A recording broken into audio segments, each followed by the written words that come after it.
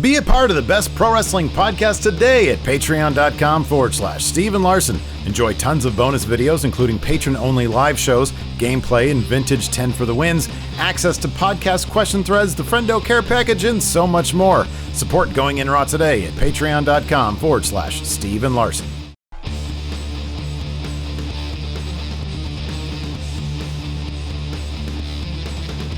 Hey, friendo, Steve here. And Larson. And on today's Going In Raw news brief, Triple H talks his retirement, and we preview tonight's AEW. Speaking of which, Triple H also had something to say about All Elite Wrestling and the Wednesday Night War. Larson, what's in the news?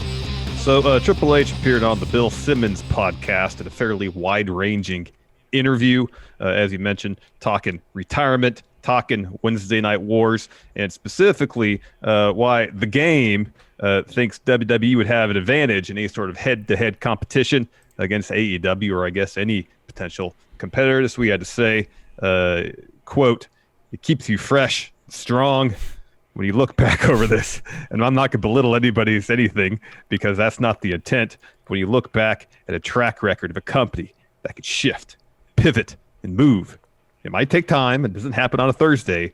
It just takes time, effort. There's a lot of pieces to move. But a company that historically, over and over again, that has recreated itself, reinvented itself, stayed relevant to the next wave as it was coming in and shifting with that, being able to ebb and flow. It is the strength of this company. He sounds like Mr. Brody Lee. I know. Silver. How funny was that stuff? That was pretty funny. Great. Being the lead, that was pretty funny. Anyways, more Triple H. People will talk about hard work, and anybody that can outwork Vince McMahon, God bless him. He's worn out more people than I can count. Trust me, it's what we do. I would put money on this. People ask me a lot of times, did I ever contemplate leaving in the Monday Night Wars to go someplace else? I said, I've been there and I've been here. Once I met Vince and I saw that level of passion, dedication, everything else, there was no way this guy was losing. Absolutely no way. It's awe-inspiring. We will pivot, shift, and put the people around him he needs to pivot, shift, and it will work. That last bit sounds like a Weekend at Bernie's reference. He put people around him so he could pivot and shift. Have a drink. Oh, yeah. They're like this. This is just, this is like the most corporate speak, rah crap. Yeah. He's right in terms of Vince, like eating and sleeping when he sleeps, crapping wrestling. Yeah. That's all he does by all accounts. He wakes up, he works out, he works, sleeps 4 hours, repeat. Vince There's is terrifying. Nothing else he does. He's terrifying. Yeah. He truly is. Yeah.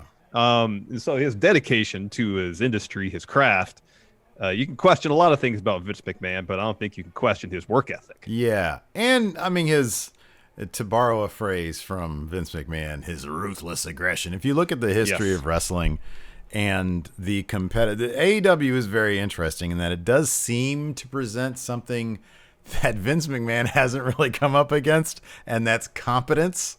If you look at WCW, I really do recommend people read that Nitro book by Guy Evans. It's up at Amazon, and we're not getting paid to say that. It's actually a really good book. But the level of, I'm not even going to say incompetence, but like the number of times they shot themselves in the foot, and they really did. Look, Vince did a great job pivoting and rebranding and staying relevant in the Attitude Era. None of that can be taken away. But WCW had everything it needed to stay relevant and to pivot themselves. They had an amazing group of young wrestlers that were never really given the opportunity to develop in the same manner that the Attitude Era stars, or that the WWE Attitude Era stars did. And they had these horrible contracts like Hulk Hogan's, which just served to keep people down and him on top. And that just wasn't a viable thing. There are a lot of things in place that kept WCW from staying afloat. But, AEW is a little bit different than that, man. They've got, they're a lot different. AEW, has more in common with WWE and the Attitude Era than WWE does now. WWE, I'm not talking about how the business is run in terms of it being a huge corporation that is beholden to stockholders, has more in common with WCW at this point than WWF did back in the late 90s. Yeah. They're not the privately held, company that can pivot without really having to answer to anybody. WWE now, they have stockholders to answer to. Yeah, they can pivot, but at the end of the day, they still have someone to answer to. Yeah. AEW doesn't. That being said, I mean, in terms of the Monday Night Wars, like WWE or the Wednesday Night War, whatever you want to call it, WWE has a lot of resources at their disposal. Brian Alvarez mentioned, months ago when the pandemic was a couple months deep, he was saying, if they don't air shows, they don't survive as a company. They don't survive as a business because they have these contracts with TNT. They have to air shows. They have to do something. So they couldn't just stop or else their business would go away. So they're still not exactly on, the firmest of grounds. Yeah, Tony Khan's dad is a billionaire, but he's not going to want to pump a bunch of money into a failing proposition. That doesn't happen. That's not good business. So WWE, they do have all sorts of resources. But, just like with WCW, tides shift, fortunes shift very, very quickly. Yes. They have everything. They're the king of the mountain. There's no denying that right now. In 4 years' time, when new TV deals are up for negotiation, and if ratings are still what they are, they're not going to get anywhere close to what they're getting now. And not to say that alone would be enough to put WWE in peril, but it would definitely change their fortunes. Yeah, I mean, there's no way we can tell what that would be. I mean, nobody expected to get. Apparently, WWE expected to get more than they got this time, but a lot of other people didn't expect that they would get that. Two basically $1 billion deals. So I don't know. Nobody knows what the landscape's going to be like 4 years from now. Anyways, Triple H had a lot to talk about, including his own retirement plans. He said he is more or less retired, but that came with a pretty big caveat. These transcripts come to you from Sportskeeda. He said, "I just feel like there's a moment where you go, I'm retired, but you're not. I'd rather just not say it. And if the right opportunity comes up that everybody believes is right, and I believe I can do it without falling apart, me or the match, then okay, I would consider it. I'm not at a point where I would say absolutely not under any circumstances, but probably not that far off. The thing for me that's good is I'm so transitioned over and satisfied with the other aspects of my career, my life, and everything else. I get as much fun and excitement out of watching others do it and succeed at it." We've talked about this before, how he's brought in Shawn Michaels to NXT and how those guys probably get quite a lot of creative satisfaction, maybe just as much as they did in the ring back in the day as they do now, watching their creations sort of succeed. I say that loosely. The stuff that they work on succeed out there in the ring, in the ratings, what have you. So I could totally understand where he's coming from here. Oh, yeah, definitely. And, he keeps himself seemingly in pretty good shape. Yeah. He seems like he can get in ring shape pretty quickly. His last Mania match against Batista was really long, but I enjoyed it because it was pretty creative. You could tell the two of them were just going out there and having a really good time. That being said, I wonder, I would imagine if Batista came in and said, "Hey, Hunter, we had a great run, but I'd like to put over or have a match against somebody in the younger generation." Triple H, I don't think would have been like, "Okay, cool. What do you want to do?" I think he does stuff these days in the ring out of necessity.